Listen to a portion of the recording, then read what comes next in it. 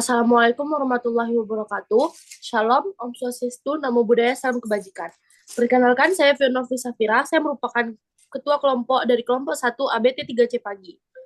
Di sini ada beberapa anggota saya. Boleh next. Ada Raja Andila Dwinal Filisari, ada Ayu Yunita Turnip. Boleh next. Lalu ada Vanessa Rahmatika V, lalu ada Yusdia Amelia dan Selina Vitasari. Selanjutnya, nah, latar belakang kami melakukan pendampingan TKMP ini merupakan kegiatan pendampingan tenaga kerja mandiri pemula atau TKMP memiliki latar belakang yang kuat dalam upaya meningkatkan kesejahteraan masyarakat dan mengurangi angka kemiskinan serta pengangguran di Indonesia. Pendampingan ini merupakan bagian dari strategi pemerintah yang bertujuan untuk memberdayakan masyarakat serta mencegah yang namanya pengangguran. Boleh next.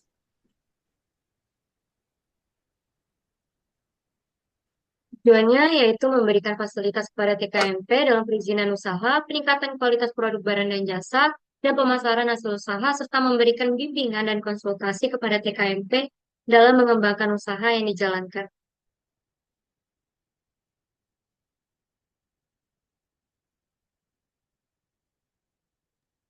Selanjutnya adalah gambaran umum. Boleh next. Nah, yang pertama adalah profil UMKM 1. Jadi dalam PBL ini, tim mendampingi dua buah UMKM. Yang pertama adalah UMKM milik Bu Erliza. UMKM ini beralamat di Bulang Kebam, RT 006 RW 002, Kelurahan Bulang Bintang, Kecamatan Bulang Kebam, Kota Batam. Sektor usaha UMKM ini adalah tata boga dan produk yang dihasilkan adalah kerupuk ikan. Kemudian profil UMKM kedua. UMKM kami bantu adalah Ibu Ernita yang beralamat di Bulang Kebam, RT 008 RW 002, Kelurahan Bulang Lintang, Kecamatan Bulang Kebam, Kota Batam. Sektor usahanya adalah tata boga dengan produk yang dihasilkan adalah kerupuk ikan.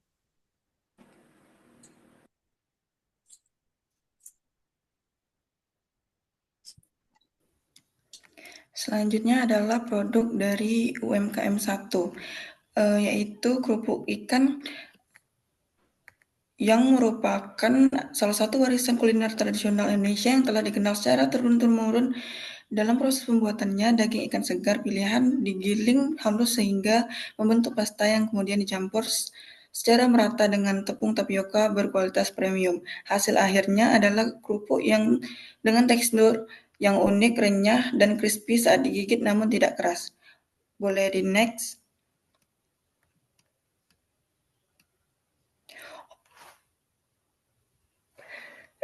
Selanjutnya produk dari UMKM 2 sama seperti produk UMKM sebelumnya, yaitu produk kerupuk ikan. Berikut dari foto yang kami ambil dari UMKM 2. Kerupuk ikan juga sering digunakan sebagai bahan tambahan di beberapa masakan seperti soto, nasi goreng, dan sebagainya. Kerupuk ikan seringkali dijemur sebelumnya sehingga menjadi lebih kering dan renyah, sehingga rasanya semakin lezat saat disantap. Ketika digoreng, kerupuk akan mengembang dengan sempurna, menghasilkan tekstur yang renyah dan aroma ikan. Boleh di next.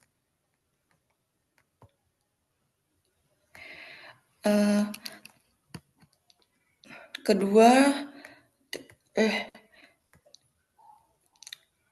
UMKM kami sangat selektif dalam memilih bahan baku, hanya menggunakan ikan laut segar berkualitas tinggi yang dipadukan dengan tepung tapioka premium dan bumbu-bumbu alami pilihan. Yang istimewa, produk UMKM kami dibuat tanpa bahan pengawet dan MSG, sehingga aman dikonsumsi oleh seluruh keluarga.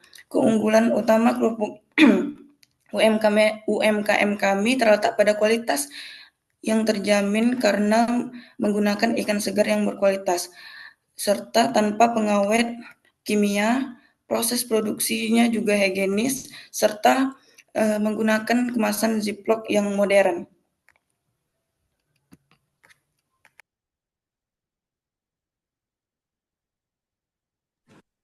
Baik, di sini saya akan menjelaskan analisis SWOT dari kedua produk UMKM kami. karena kedua UMKM kami ini memiliki satu produk yang sama, jadi saya akan selalu sekaligus menjelaskan kedua analisis SWOT dari satu produk itu. Yang pertama itu ada strength. Strength itu adalah kekuatan. Nah, kekuatan dari produk UMKM kami ini adalah yang pertama bahan baku berkualitas. Dari mana bahan baku berkualitas? Karena Pulau Kebam ini dikelilingi oleh laut yang kaya akan ikan. Jadi ini memastikan ketersediaan ikan-ikan yang segar untuk diproduksi menjadi kerupuk ikan. Lalu yang kedua yaitu mendukung ekonomi lokal. Kenapa kami bisa bilang ini merupakan pendukung ekonomi lokal? Karena dengan ini kita akan membantu para UMKM lokal untuk mengembangkan usaha sektor usaha mereka. Lalu yang ketiga itu adalah disukai berbagai kalangan usia. Karena ini kerupuk, yang mana kerupuk ini merupakan makanan yang bisa dimakan dari anak-anak, dari orang remaja, dewasa, dan juga kalau misalnya nenek-nenek yang masih kuat juga dan kakek-kakek yang masih kuat, mereka masih bisa mengkonsumsi kerupuk sebagai pendamping makan mereka. Lalu yang keempat merupakan harga terjangkau. Harganya masih terjangkau dari range harga yang setengah kilo 35.000 dan 1 kilo itu 70.000. Lalu yang kelima adalah serbaguna atau bisa dimakan sebagai cemilan dan lauk. Karena ini merupakan kerupuk ikan, jadi itu bisa menjadi pendamping makanan. Bisa jadi cemilan, bisa kita lagi menonton televisi atau sedang bermain gadget, atau bisa menjadi lauk di mana ketika kita makan nasi atau dengan kerupuk saja itu sudah nikmat. Lalu yang terakhir ada daya simpan lama, karena ini merupakan kerupuk, jadi dia bisa digoreng kapan saja. Ketika kita menyimpannya dengan baik, dia akan bertahan lama dan tidak akan yang namanya basi. Lalu yang kedua itu weaknesses. Weaknesses itu atau kelemahan. Kelemahan dari produk UMKM kami ini ada 3. Yang pertama, skala produksi terbatas, karena ini merupakan sektor usaha yang menengah atau UMKM, jadi mereka tidak memproduksi secara jor-joran atau besar-besaran seperti pabrik-pabrik pada umumnya. Lalu yang kedua itu ada produksi terpengaruh fluktuasi harga ikan. Jadi produksi ini berpengaruh ketika misalnya ikan ada di laut atau tidak, harga ikan melonjak naik atau tidak. Jadi tergantung fluktuasi ikan tersebut. Lalu yang ketiga ada namanya bisa melempem jika penyimpanan tidak tepat. Nah, ini merupakan kesalahan ketika kita tidak menyimpan produk tersebut dengan tepat. Jadi ketika digoreng itu melempem atau tidak krenyes dan tidak gurih lagi. Oke, boleh lanjut. Lalu di sini ada opportunities. Opportunities itu merupakan peluang yang mana ini merupakan pasar yang berkembang. Kenapa?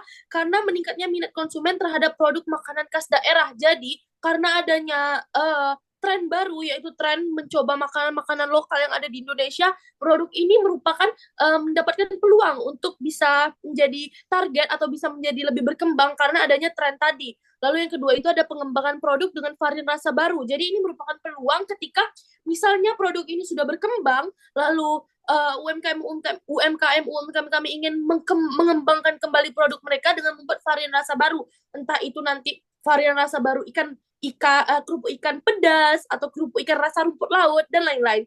Lalu yang ketiga ada pemasaran digital. Ini merupakan peluang karena sekarang itu era digital. Semua orang sudah memakai yang namanya digital. Jadi ketika ingin membeli sesuatu, ingin melihat iklan, ingin melihat suatu contoh barang, itu bisa lewat digital.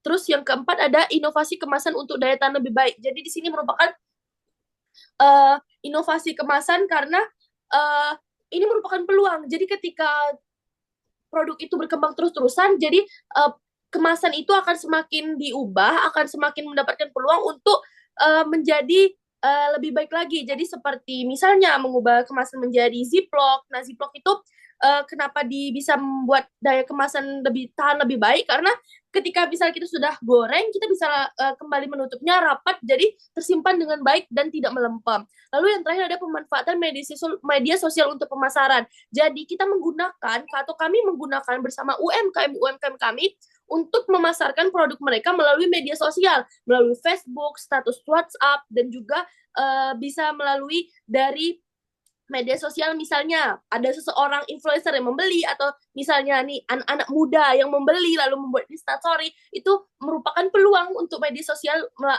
melakukan pemasaran. Nah, yang terakhir ada threats. Threats merupakan ancaman. Nah, ancaman itu yang pertama ada persaingan dari cemilan modern. Jadi karena banyaknya nih inovasi-inovasi baru, cemilan-cemilan modern yang keluar, bisa jadi produk dari UMKM kami ini jadi tergeser. Lalu yang kedua ada kenaikan harga ikan mempengaruhi biaya produksi. Nah, itu yang sudah saya bilang tadi, ini merupakan ancaman bagi UMKM kami karena ketika harga ikan itu naik, biaya produksi tentu akan naik. Jadi itu merupakan suatu ancaman. Lalu yang ketiga ada perubahan kebiasaan konsumen. Jadi jika kebiasaan konsumen untuk mengemil atau memakan snack ketika sedang butuh teman ketika nonton dan lain-lain, itu ketika berubah itu akan menjadi ancaman bagi UMKM kami karena itu akan mempengaruhi pasar atau mempengaruhi penjualan dari UMKM kami. Lalu yang terakhir ada perubahan cuaca dan lingkungan. Kenapa ini bisa dimasukkan sebagai ancaman? Karena ketika cuaca itu tidak tidak bisa bekerja sama seperti sekarang lagi musim-musimnya hujan, jadi UMKM kami ini tidak bisa mengeringkan kerupuknya, jadi itu merupakan ancaman. Jadi itu bisa menjadi ancaman dari produk UMKM kami. Dan juga lingkungan itu merupakan ancaman karena misalnya ketika di Pulau Bulang Kebam itu terjadi yang namanya ikannya tidak ada, atau misalnya ikan tidak bisa cuaca lagi badai, ikan tidak bisa ditangkap oleh nelayan, jadi itu dapat menjadi ancaman untuk produksi UMKM kami. Terima kasih.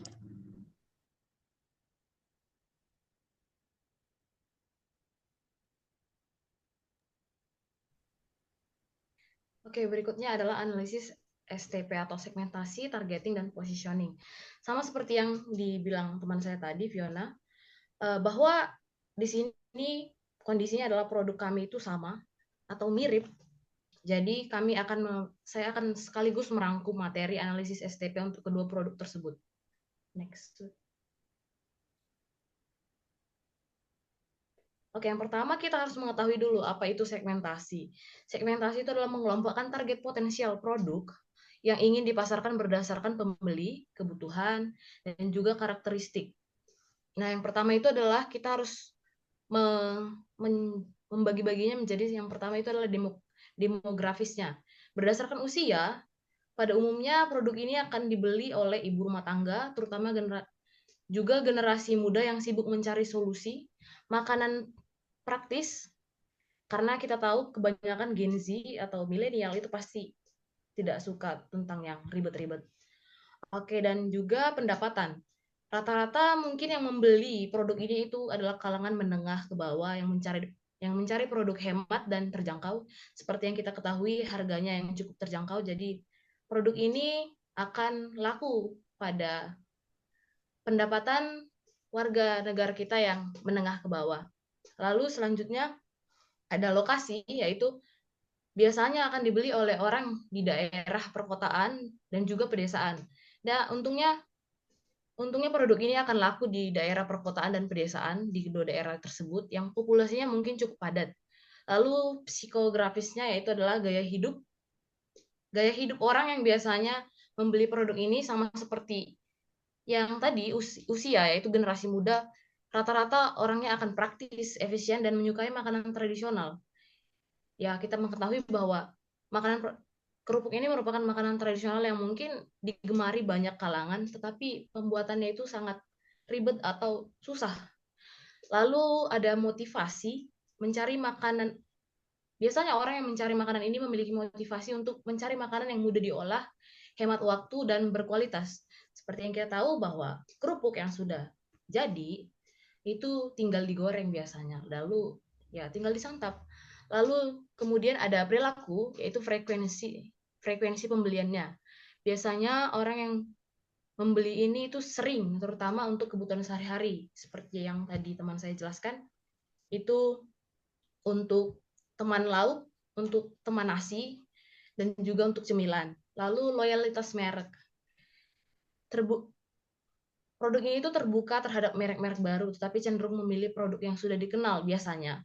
Seperti misalnya kalau misalnya orang-orang sudah mengenal satu produk, misalnya Keribu yang produk kami, lalu juga Tunas Baru, biasanya kalau misalnya orang-orang sudah merasakan kualitasnya, pasti orang-orang akan tetap memilih produk itu.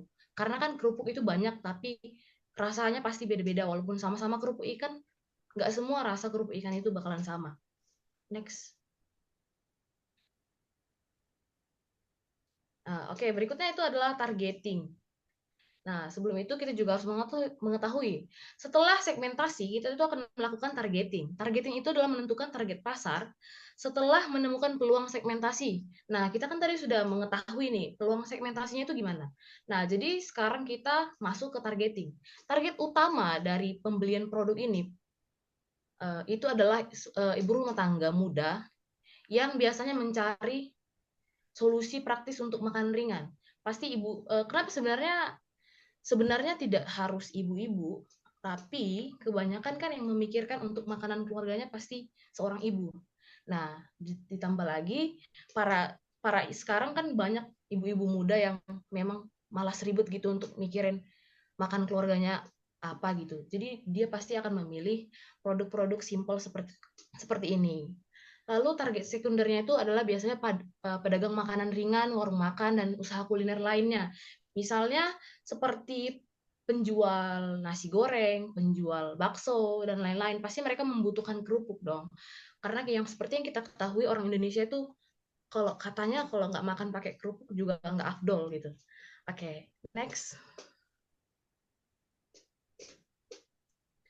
Oke, terus kita ini sekarang ada di positioning. Nah, setelah kita menentukan segmentasinya di mana, kita menentukan targetnya di mana, lalu kita masuk ke positioning. Nah, positioning ini apa sih?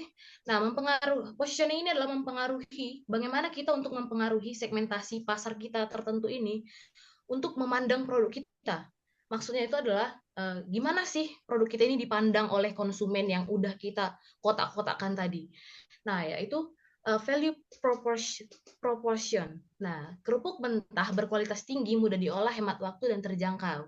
Nah, di sini tuh kita memposisikan produk kita itu sebagai kerupuk mentah yang berkualitas tinggi, terus juga simple, mudah diolah, dan menghemat waktu tentunya. Jadi, pasti akan gampang untuk meraih target seperti ibu-ibu muda tadi. Lalu juga ada positioning statement, yaitu kami ingin membuat statement di kepala konsumen itu adalah kerupuk mentah, kribu, dan tunas baru ini itu adalah solusi praktis nih untuk makanan ringan yang lezat dan mudah diolah. Cocok untuk ibu rumah tangga yang sibuk dan pedagang makanan ringan. Jadi nggak perlu ribet-ribet mereka bikin kerupuk sendiri, tinggal beli di kerupuk mentah, kribu, dan tunas baru pasti udah enak gitu dan simple. Lalu juga ada competitive advantage. Kualitas bahan baku, menggunakan bahan baku berkualitas tinggi dan segar. Kami ingin memposisikan produk ini di kepala konsumen itu sebagai produk yang memiliki bahan baku berkualitas tinggi dan segar. Terus juga proses produksinya, kami ingin konsumen tahu bahwa proses produksi higienis dan terstandarisasi. Juga kemasan. Nah, kemasannya ini praktis dan dapat ditutup buka. Kan seperti yang kita ketahui kan, kalau misalnya kita ingin menggoreng kerupuk, itu nggak mungkin langsung digoreng semua. Karena kebanyakan dong, kecuali mau dipakai untuk pesta atau apapun itu. Nah, jadi kalau misalnya menggunakan kemasan Ziploc, itu bisa setelah kita memang udah cukup, kita bisa tutup lagi tanpa harus membuat produk itu terkontaminasi oleh udara luar gitu. Lalu harganya ini kompetitif dan juga terjangkau. Walaupun harganya murah, tapi tetap bisa bersaing di pasar dan tidak akan merugikan produsen dan juga konsumennya. Jadi, sekian.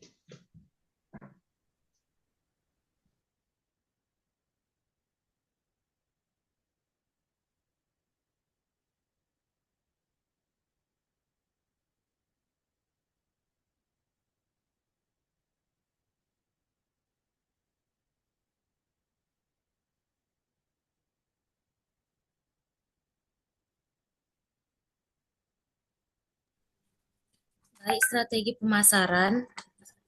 Yang pertama promosi, yaitu melalui media sosial. Iklan platform seperti Facebook, Instagram, dan TikTok sangat efektif karena menjangkau penggunaan yang banyak.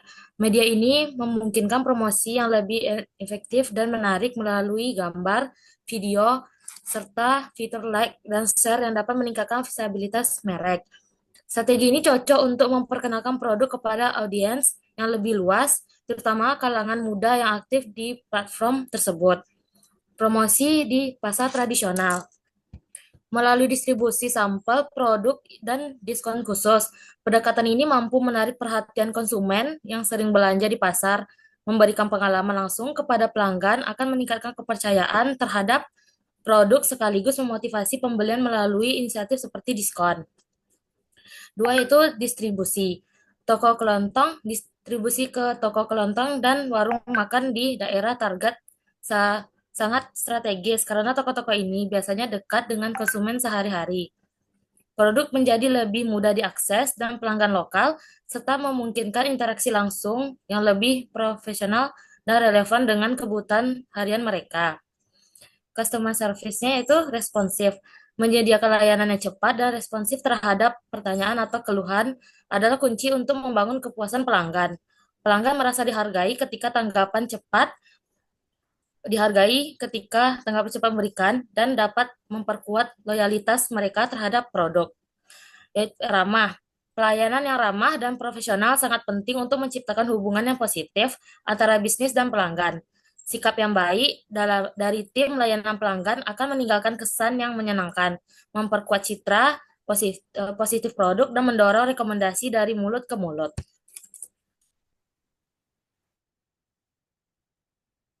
Baik, selanjutnya di sini ada desain kemasan dan logo. Di sini dalam pendampingan ini kami juga menyediakan fasilitas dalam pembuatan stiker untuk produk dari kedua TKMP. Untuk yang TKMP pertama tuh sebenarnya udah ada stiker, tapi dari beliau mau buat stiker baru karena baru hari tanggal 21 kemarin ibunya minta. Jadi untuk progresnya masih proses untuk stikernya, jadi belum bisa diupload di sini. Untuk yang TKMP kedua ini sudah dibuat oleh tim. Itu bisa dilihat gambarnya ada ikan cucut karena produk bahan pokok utamanya itu ikan cucut itu sendiri. Di sini ada dokumentasi untuk TKMP pertama yaitu Bu Erliza. Waktu itu kita udah jumpa. Untuk TKMP kedua kita belum bisa jumpa, jadi kita buat Zoom aja.